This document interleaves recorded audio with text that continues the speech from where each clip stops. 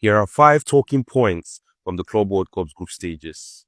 Number 1, the South America's success and Africa's collapse. The South Americans came to the Club World Cup with all the samba vibe and entertainment, with 6 teams coming from South America, 4 from Brazil and 2 from Argentina. All 4 samba boys qualified to the knockout stages of the Club World Cup. Botafogo, Flamengo, Fluminense, and Palmeiras all qualified to the knockout stages of the Club World Cup, proving that samba is more entertaining football. The biggest surprise was Botafogo, who currently sits 7th in the Brasileiro Betano League. That's the Brazilian Serie A, the first division in the Brazilian League. Botafogo upset the European champions Paris Saint-Germain by 1-0.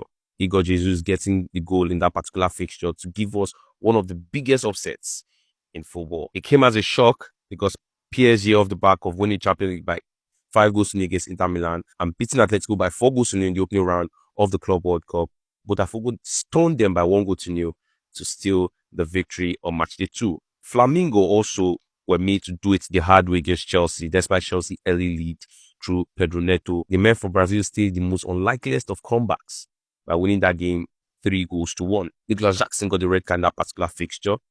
Unnecessary red card, you might say. Palmeiras and Fluminense also advanced in their respective groups, which means that all 4 Brazilian teams advanced to the knockout stages. Africa, on the other hand, had a mighty collapse in this particular tournament. They were given 4 slots, 2 teams finished 3rd position, and 2 teams finished at the bottom of their groups. I was very much excited about Alakli and Mamelodi Sundowns. Alakli finished bottom of Group A, while Mamelodi Sundowns just finished 3rd in their group. They came to this tournament with exciting football, exciting culture, exciting atmosphere. They were literally the best in every particular game they played, but somehow found a way to exit the tournament. With that, AC finished bottom of their group, where Manchester City and Juventus advanced, while Espirits de Tunis finished 3rd in their group.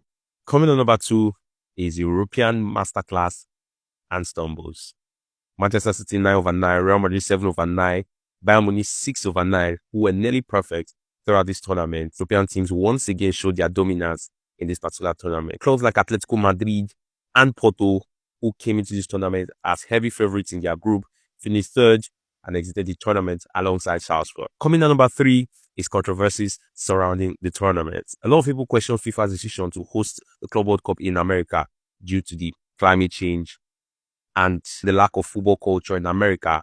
And yes, it did play its part. The extreme heat in America took a toll on the players and probably affected Cole Palmer's performance. Maybe he can't do it in the heat. Also, after a very demanding season, the players were given little or no break before resuming for this tournament, which also had an impact on their performance. We saw a lot of empty seats throughout the tournament, particularly for the games that were played by 2 p.m. in America. Number 4, my standout players. Coming at number 1 is Igor Jesus.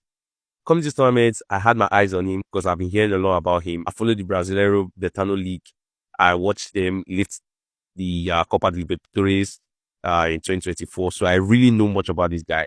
Coming to this tournament, I'm really excited to see what this guy could bring to the table when he comes up against European giants. And boy, did he prove me right, because he faced up against Paris Saint-Germain, scored the lone goal in that particular fixture as they won that game by 1-0. He also got a goal in the first fixture in the first round. Perfect striker quality, good in the air, good ball striker. What else could you demand from your striker? Also, another standout player was Michael Olise. After the 5-goal contributions in the first game against Auckland City FC, who would claim as semi-professionals, he returned in his second game to net the late win. And despite starting from the bench in the final game against Benfica, where they eventually lost by 1-0, he came off the bench and showed glimpses of potential on how it could affect the game. Coming on number 3 is Gonzalo Garcia. Coming this tournament, Kylian Mbappe picked up an injury of gastroenteritis, that's an illness or stomach issue. And many football fans, including Real Madrid fans like myself, were worried how Real Madrid cope without Kylian Mbappe. Rodrigo is out of form, Vinicius not at his personal level best. So how will Real Madrid cope? And all steps Gonzalo Garcia. I'm sure him starting the first game against Al Hilal came as a surprise for a lot of people, because like, why would you be starting a young star that just graduated from Castilla? And boy, did he repay the manager's trust. He netted that particular fixture to get Real Madrid. They are only going that particular fixture. They drew by 1-1 against Al Hilal. Come the second game against Pachuca, he got an assist for Dagule's goal. And the final game, and the final group game, he got the 3rd goal as Real Madrid trashed Salzburg by 3-0. He's been an exciting player throughout this tournament, and I'm really excited to see what the tournament holds for him. With Kylian Mbappe back in training, with Real Madrid and Xabi Alonso want to start Mbappe in the next game against Juventus, or start Gonzalo Garcia who has had a very, very good run of form. The round of 16 fixtures are set, and we have some very, very, very spicy fixtures to look out for. Real Madrid will be taking on Juventus, a real European heavyweight clash over the years. We're returning back to this Club World Cup's round of 16.